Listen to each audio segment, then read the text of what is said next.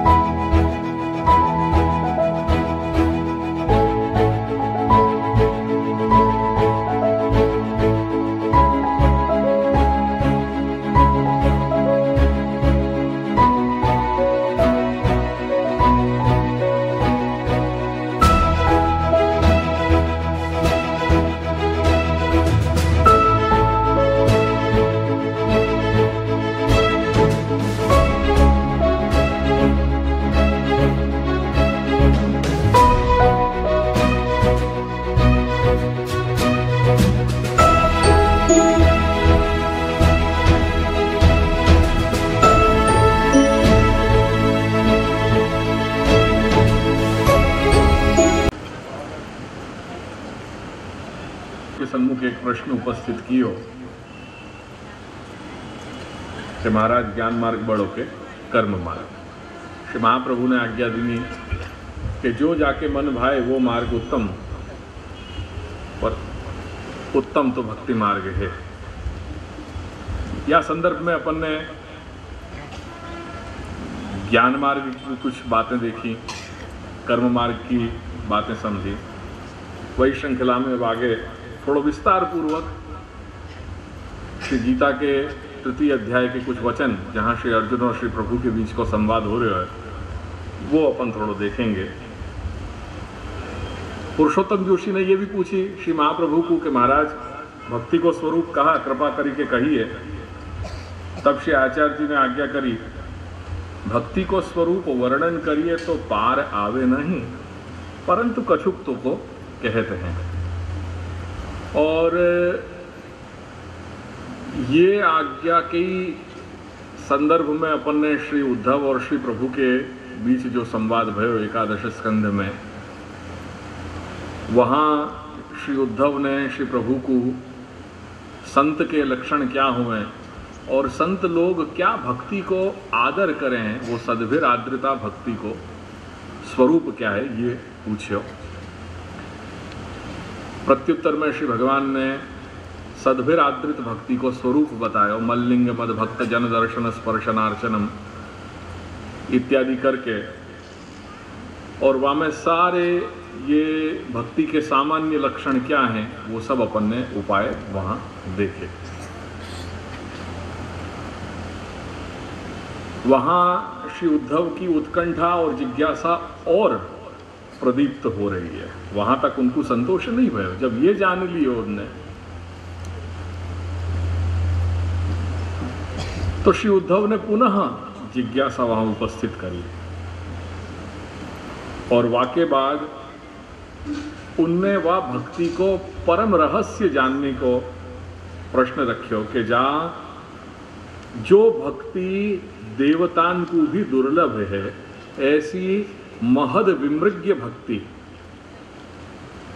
वो वहां पे पूछी।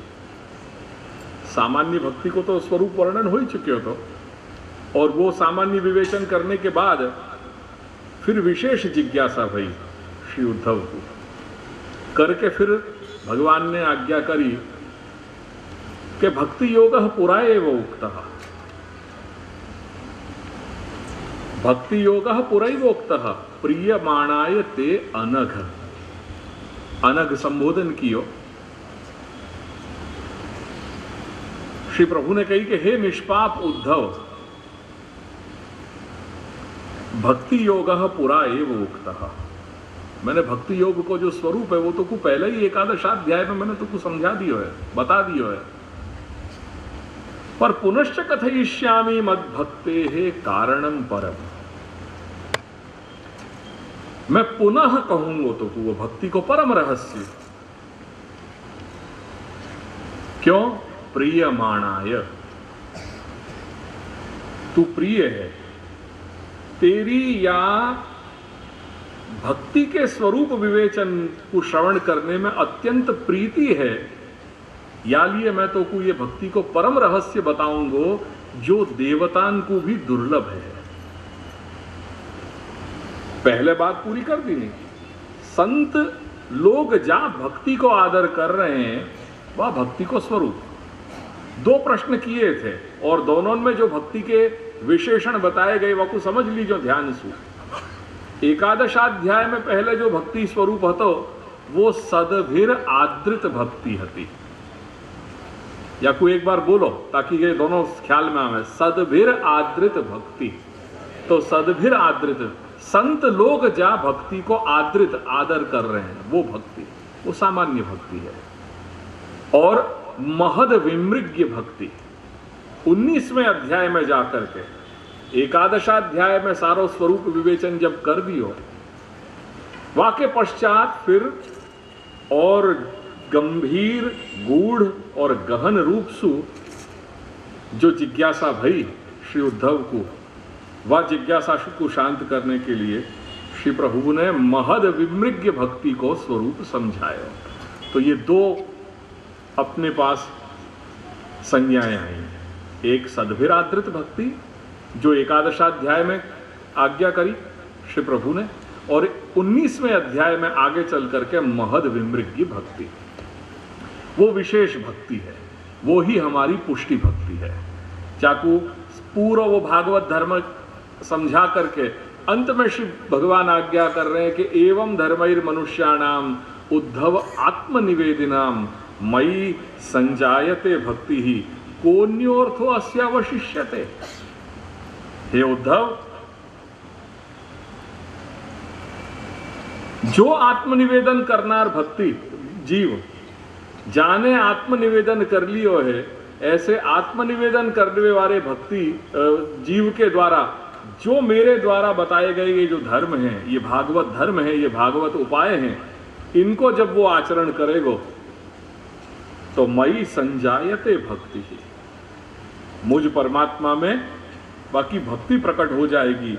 और जब भक्ति प्रकट हो जा रही है तो को अन्यो अस्य अर्थो अवशिष्यते, फिर वह जीव के लिए कौन सो ऐसा अर्थ है, कौन सो ऐसा पुरुषार्थ है जो बाकी रह जा रहे हो।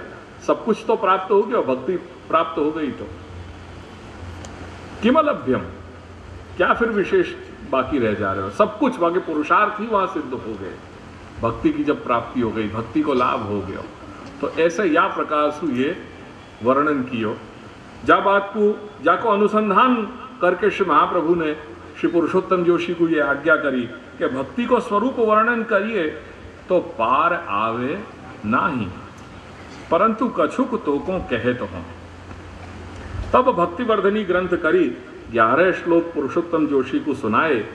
सो यह उत्तम अधिकारी हैं ताते सगरो बोध होए गयो। अधिकार की बात सर्वत्र शास्त्र में करी गई है। अधिकारी के बिना कहीं नहीं है, चाहे शास्त्र के कोई भी ग्रंथ उठा करके देख लो, अधिकार की बात सर्वप्रथम कही जाएगी। सो यहां पे भी उनने यही बात आज्ञा करी। सो जो उत्तम अधिकारी हते पुरुषोत्तम जोशी, चूंकि दैवी हते करके उनको एक बार ये भक्तिवर्धिनी ग्रंथ को बोध करायो और उनको भक्ति दृढ़ हो गई, उनको बीज भाव दृढ़ हो गया। या प्रसंग में आगे ज्ञान मार्ग और कर्म मार्ग की भी बात श्री महाप्रभु ने करी, क्योंकि भक्ति की उत्तमता बतानी है ना। और अपन कल देख चुके परसों कि भगवान ने आज्ञा करी योगास्त्रयो मया प्रोक्ता नृणाम श्रेयो विदित्सया ज्ञानम कर्म च भक्तिश्च नोपायोन्योस्ति कुत्रचित। जीव के आत्म कल्याण के लिए मैंने 3 मार्ग प्रशस्त किए हैं, कर्म, ज्ञान और भक्ति। इनके अतिरिक्त कोई चौथा मार्ग नहीं है जासु जीवात्मा अपनो आत्म कल्याण सिद्ध कर सके, अपनी आत्मोन्नति कर सके। ये ही मार्ग है। और यहाँ मैं आगे चल करके बाकी व्याख्या, बाकी अधिकारी को भी वर्णन कियो कि निर्विण्णा नाम ज्ञान योग कर्म योगस्तु कामी नाम। जो निर्विण्ण है, जिनके अंदर एक सहज वैराग्य वृत्ति है, ऐसे विरक्त लोग हैं, वो ही या ज्ञान मार्ग के सहज अधिकारी हैं। जो कर्मासक्त हैं, कर्म से मिलने वाले फल में जो आसक्त हैं, ऐसे लोगों के लिए कर्म मार्ग प्रशस्त है, जो उनके लिए सहज बन जाए, क्योंकि सहजता बहुत जरूरी है।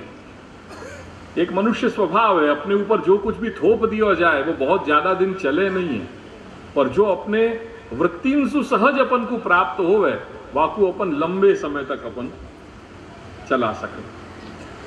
सो वो कर्म मार्ग, जो कर्म निर्विण्णा नाम कर्म योगस्तु कामी नाम, जो कामना के फल, जो कामना या फल में आसक्त हैं, ऐसे लोगों के लिए कर्म मार्ग प्रशस्त है। पर इन दोनों के बीच कुछ ऐसे भी लोग हैं, ऐसा भी एक वर्ग है कि जो न तो जिनके अंदर ज्ञान मार्गीय साधना प्रणाली के लिए अपेक्षित जो विरक्ति है, जो वैराग्य वृत्ति है, न तो वो उनके अंदर है, और ना ही वो कर्म मार्ग जो उनके जो कर्म वो फल हैं, वो फल उनको बांध पा रहे हैं। तो ऐसे जो बीच के जो कक्षा के लोग हैं, उनके लिए श्री प्रभु आज्ञा कर रहे हैं कि भक्ति योग तस्य सिद्धिता, वाके लिए भक्ति मार्ग ही सर्वश्रेष्ठ मार्ग है। और बहुधा या लोक संसार में ऐसे ही लोग अपने जैसे हैं कि न तो जो ज्ञान मार्गीय अपेक्षित वैराग्य वृत्ति प्रधान है और ना ही वो कर्मासक्त हैं, तो ऐसे इनके लिए भक्ति मार्ग ही श्रेष्ठ है। ये बात जब श्री अर्जुन के सन्मुख भगवान ने आज्ञा करी तृतीय अध्याय में भगवत गीता के, और श्री अर्जुन ने श्री प्रभु को यही बात वहां पूछी,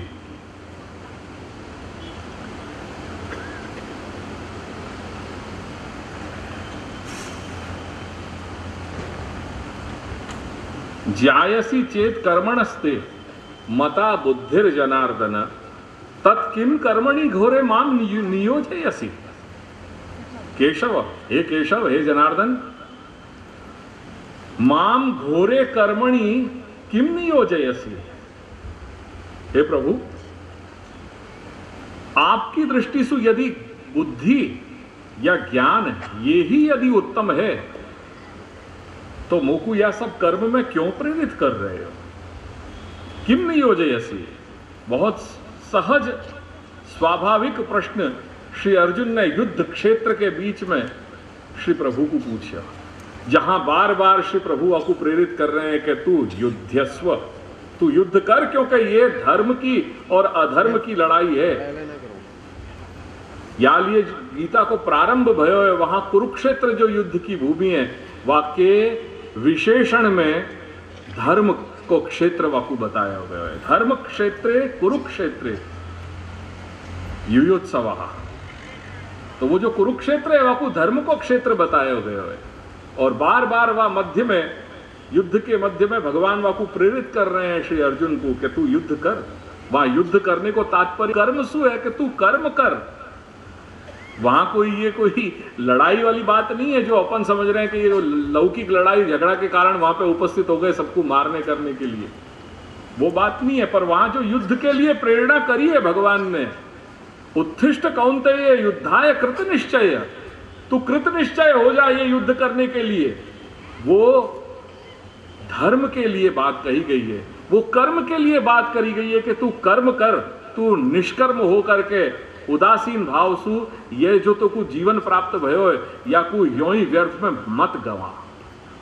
तो वहां कर्म के लिए प्रेरित किया गया। जब कर्म करने की बात आई जा रही है, और वाक्य पूर्व ये जो तृतीय अध्याय को भगवत गीता में प्रारंभ भयो है, वाक्य पूर्व में ज्ञान की महिमा श्री प्रभु ने बताई।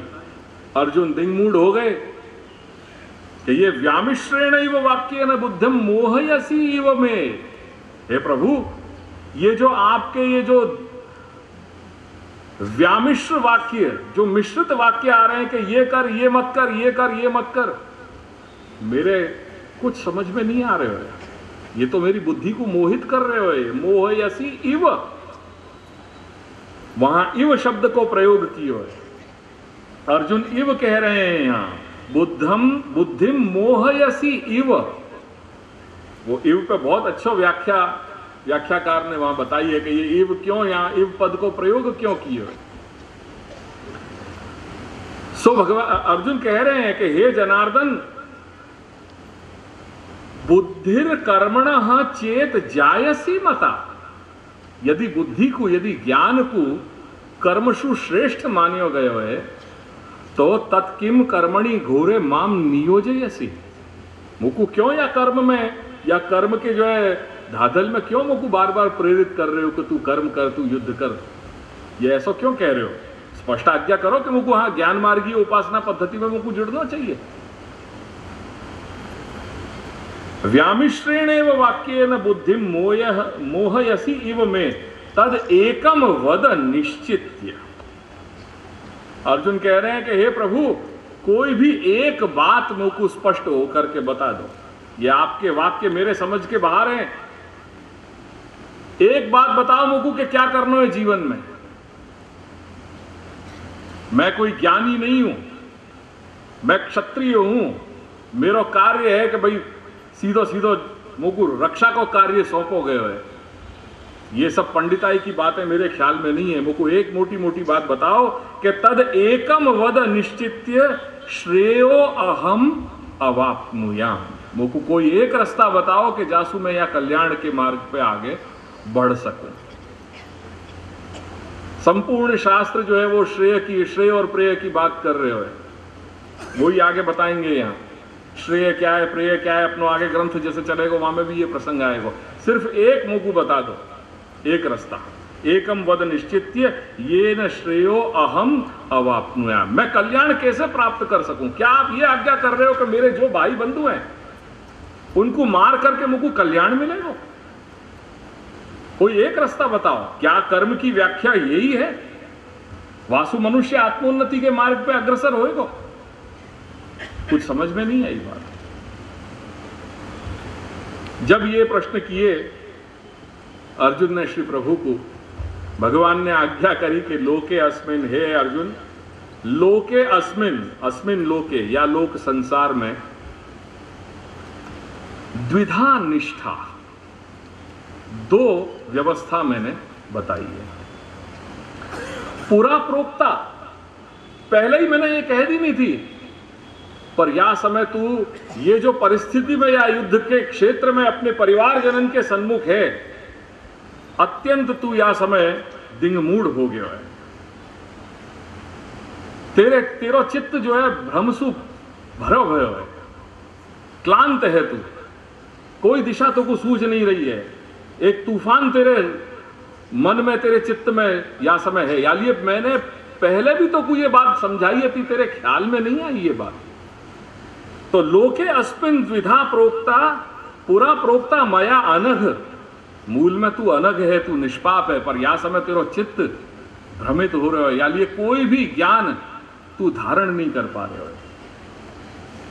ज्ञान योगे न सांख्या नाम, कर्म योगे न योगी नाम। जो मैंने निष्ठा बताई है वो आत्म कल्याण को मार्ग ज्ञान योग के द्वारा, सांख्य के द्वारा ज्ञान योगी हैं अपने ज्ञान के रास्ता सु आत्मोन्नति सिद्ध कर सकें। और कर्म योगे न कामी नाम, योगी नाम कर्म योगे न, जो योगी पुरुष हैं वो कर्म योग की जो मैंने व्यवस्था बताई है वाके द्वारा अपनो आत्मोत्कर्ष प्राप्त करे हैं। ये दो निष्ठा मया पुरा एव उक्ता, पहले ही मैंने कह रही थी। करके न कर्मणाम अनारंभात नैष्कर्म्यम पुरुषोष्णुते न च संन्यसनादेव सिद्धिम समधिगच्छति। भगवान आज्ञा कर रहे हैं कि मात्र निष्काम हो जानो, निष्कर्म हो जानो। कोई ज्ञानी तो है नहीं, कोई वह प्रकार सु जो कर्मठ हैं वो तो अपने आप को उठा सकेंगे, पर सामान्य पुरुष की ये स्थिति नहीं है। करके कह रहे हैं कि कर्मन को अनारंभ करनो या कर्म त्याग कर देनो। जब तक अपने अंदर कर्म की आसक्ति बंधी भई है, कर्म सु मिलने वाले जो फल हैं वो फल में यदि अपन आसक्त हैं, अंदर वो कर्म सु मिलने वाले जो फल हैं उनकी आसक्ति है, और बाहर अपन ये दिखावा झूठ मूठ के लिए भी ये करें कि अपन कर्म को अनारंभ करें, कर्म अपन को करने ही नहीं है, कर्म को त्याग, वो मात्र पाखंड है। क्योंकि कहीं ना कहीं आगे चल करके ऐसी स्थिति आएगी ही आएगी कि स्खलन होने की संभावनाएं हैं। जो चीज अपने लिए सहज है वाकु ही अपन लंबे समय तक, दीर्घ काल तक वाकु ले जाया जा सके, पर आरोपित कोई भी वस्तु है वो नहीं करी जा सके। कल करके मैंने परसों कही थी कि कोई को जड़वाद सु पुष्टि मार्गी अपन बना नहीं सके। कंठी देने मात्र को हठाग्रह जड़ाग्रह मत रखो, संस्कार देने को आग्रह रखो। वो योग्य आग्रह है, क्योंकि संस्कार अगर रहेंगे तो जीवन के कोई भी क्षण पे, कोई भी बिंदु पे आकर के वो संस्कार वाकु प्रेरित करेंगे कि मैं वैष्णव कुटुंब में जन्मे हूं, मेरो उद्धार भगवत सेवा और भगवत कथा के द्वारा ही संभव है। कहीं या तो दैव संकेत बन जाएंगे, कहीं कहीं दैव योग सुवा के अंदर ये प्रकार को एक प्रकाश हो जाए, या सत्संग के माध्यम से। बचपन में मैंने एक सुभाषित पढ़े हो तो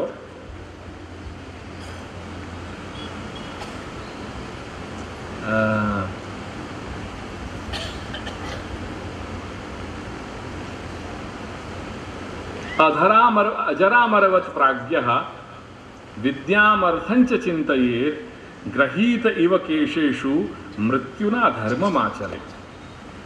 ये बहुत बचपन में एक सुभाषित याद की हो तो। अजरामरवत प्राज्ञः, प्राज्ञ माने विद्वान, प्रकृष्ट है धी जाकी, जो विवेकी है, निरक्षीर विवेक जाकू है, वाकू प्राज्ञ कहो गए विद्वान। तो विद्वान कैसो होवे, वो निरक्षीर विवेक कैसो होवे वाको, वो या सुंदर सुभाषित में समझाया हुआ है कि अजरामरवत, अजर अमर, वो अजर और अमर मिलकर के हो गए अजरामर। अजर अमरवत प्राज्ञ विद्वान, अजर अमरवत विद्याम अर्थंच, विद्योपार्जन और अर्थोपार्जन चिंतयेत्। विद्या और अर्थ के लिए चिंतन जो करे वो कैसे करे कि अजर है और अमर। ये अजर और अमर है, ये दोनों देवतान की संज्ञाएं हैं, उनके पर्यायवाची शब्द हैं। देवतान को क्या कहो गए है? अजर। अजर यानी जरा, जरा माना आयुष्य, जिनको आयुष्य कभी प्राप्त नहीं हुए, वो यानी कभी वृद्धावस्था को वो प्राप्त नहीं हुए। तो देवताएं कैसे हैं? जो कभी सदैव जो है वो जवान ही रहे, उनको कभी जो है वो बुढ़ापा नहीं लगे। और अमर, वो कभी मृत्यु को प्राप्त नहीं हुआ। तो ये जो दो हैं, ये दो संज्ञाएं देवतान को कही गई हैं, अजर और अमर। तो विद्वान वो है कि जो विद्योपार्जन और अर्थोपार्जन, जो अपने जीवन में लौकिक जीवन यापन के लिए, जीवन यात्रा के संपादनार्थ ये जो दो परम आवश्यक वस्तु हैं, विद्योपार्जन और अर्थोपार्जन, इनको क्या भांति सु करे, क्या तरीका सु करे।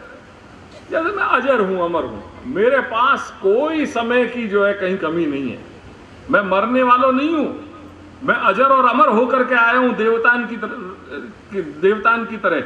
यानी मेरे पास समय ही समय है, जब इच्छा होगी तब शांति से बैठ करके मैं विद्योपार्जन करूंगा, अर्थोपार्जन करूंगा, कोई समय की मेरे पास चिंता नहीं है, मैं देवता की तरह अजर और अमर होकर के आया हूं।